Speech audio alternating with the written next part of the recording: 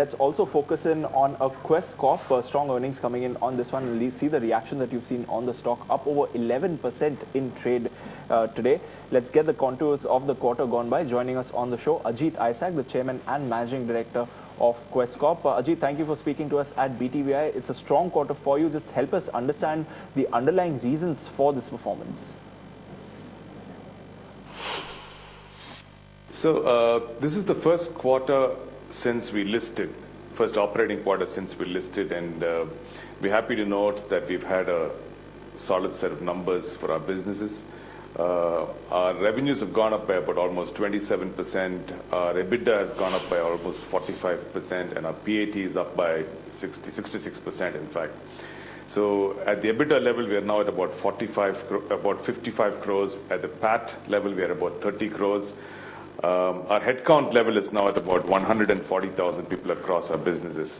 So this also resulted in our margins going up from about 5.3% last quarter to about 5.4% now, and on a year-on-year basis from 4.7% to almost about 5.4% right now. Overall, we're happy with the set of numbers that we've got. It's going on projection on the projected basis, and it's in line with the budgetary estimates that we had internally prepared. Right. So, Ajit, if you could just tell us in terms of where segments are concerned, both staffing as well as tech solutions have seen a sharp rise if you talk about the operating profitability. And overall also the volume growth or cost efficiencies, have they also been a part of this? No, it's basically top-line expansion and partially due to tightening of costs. Our business in human resources and people services is growing faster than market. We are right now clocking almost 29-30% increase in business year-on-year basis. And at the present rate of growth that we are clocking, we will soon be number one in India. In fact, if you add up our professional staffing business to our general staffing business together, we will be number one by headcount and by profitability. I think it's a function of two things. One, better sales efficiencies in our business, and the fact that we're able to capitalize on some of the established relationships that we've built, and the ability to cross-sell some of our products across clients. It is a competitive market that you are present in. So just want to understand from you, were you able to see any increase in price realizations as well? India is a very price-sensitive market, and it's not very easy to keep changing prices every now and then. One. Second is our contracts are mostly annuity in nature. So when they come up for renewal, you have only one chance once a year to do this. So price changes are going to be difficult to achieve. Mostly it's going to come through sales growth, one, and through the mix of services that you provide. So if you go up the value chain and you're able to provide managed services where you're taking responsibility for the services delivered, in addition to providing headcount, there is a good chance that you can expand your margins. In our human resources business, we are right now at about 4.5%. Same time last year, we were at 4.3%. These are market-leading margins. These are margins in line with international staffing companies. So I think the point to be noted here is that the quality of the business that we've built in human resources is of a high order, and our sales force is really kicking in. Ajit, let's talk about the new acquisitions that you've made.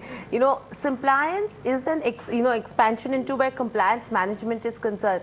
If you could just tell us more about it as to what's the market size and how has the current business performance been? Yeah, so let me start with some of the larger acquisitions we've done and then come down to Simpliance too. Comtel is founded by a gentleman called Vasudev Gopal in Singapore, an IIT-IIM engineer. The company is now about 17, 18 years old. He's a terrific entrepreneur, built a quality business, great management team, number one in Singapore, has 1,400 people working for him, and we're very happy to have invested and to build a partnership with Vasu for Southeast Asia. We believe that this company will give us a platform from which we can launch other Quess services in the Pan-Pacific region, and we're happy with the partnership that we built with Vasu there. The second one is a company called Terrier in the security services space. Security is a business that I've always said we wanted to be in. It's a man-guarding business, again, annuity services. It's probable that this business will continue to grow in excess of 20% year on year. It fits in right into the middle of the business services construct that we're building as a business model for ourselves. It has about 16,000 deployed guards, very well-reputed company in the south of India. We're hopeful that we can expand this company's operations into the north as well. Together, both these companies will deliver about 750 crores of sales, will deliver about almost 55 crores of EBITDA. So you will notice that both these companies are together are about 7% at the EBITDA margin. Contrast that with the 5.4% we are at right now. It is therefore margin accretive and EPS accretive to us. Simplance is more of a technology play.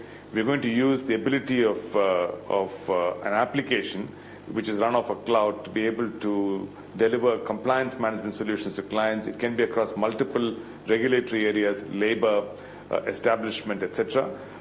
It is part of the digital set of services that we want to offer to our clients. It complements nicely with the offline services that we have and enhances our human resources offering to all our clients. So all in, the strategic acquisitions, one, an international one, second, a new line of business in India, and third, a digital technology play. So it's well thought out, and I'm hopeful that it will give us the results that we wanted to deliver in the future.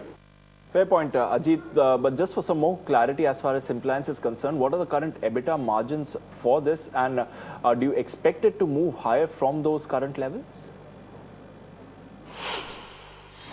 So in the professional staffing business in Singapore and the man-guarding business together, we are at about 7.5%. Maybe one business is at maybe 8%, the others at 6.5%. But together they're about 7% or so. We believe that there is a possibility to expand margins by about 100 basis points. We have to work with the teams and come up with plans, but that is our goal, to be able to expand our margins by about 100 basis points in both these businesses. Compliance related business, which is going to be run through the Simplance brand, of course, is technology driven, so those margins are much higher. We would aim to be in the 30% upward range of EBITDA margins in that space. So you have stitched a number of acquisitions successfully in the past. What are the kind of timelines you are looking for achieving all the synergies in all of these 3 acquisitions that you've made so far? So all these businesses are cash generating businesses. They're all working at margins that are better than our current set of margins. So the EPS accretion and margin accretion will happen from this quarter itself on a concurrent basis. So these are quality assets and don't need turnaround.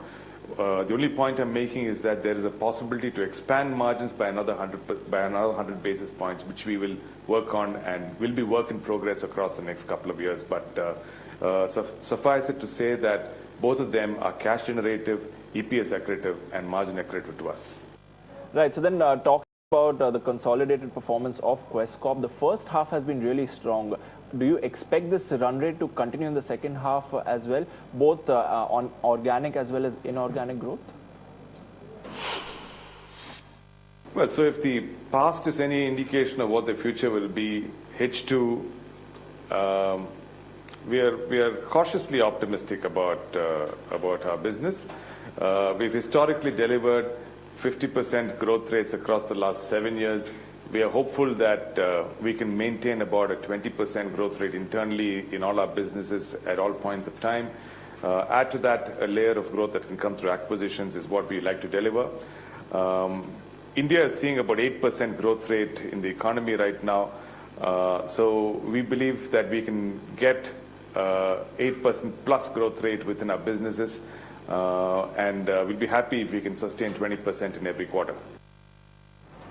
And Ajit, the last question to you. A lot of analysts have given importance to the improvement in terms of of the business is concerned. Based on the improvement in terms of a working capital as well as cash conversion is concerned in this quarter. So last quarter we had negative cash flows of about 80 odd crores. This year we've in fact got a positive cash flows of about 70 crores. So collections have been much better. In fact, we've retired about 50 crores of debt.